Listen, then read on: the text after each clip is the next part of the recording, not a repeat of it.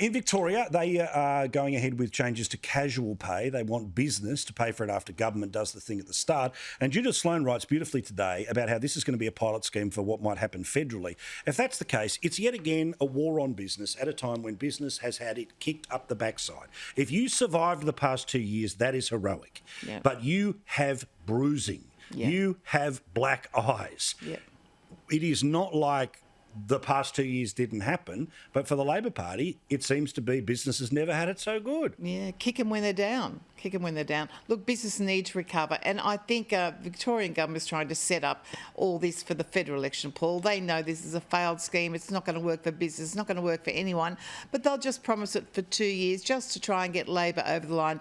People aren't stupid. Don't buy into it. Well, they also know, Gleeso, that there's more people who work for a boss than are the boss. But do they understand that when the boss runs out of cash, there's no job?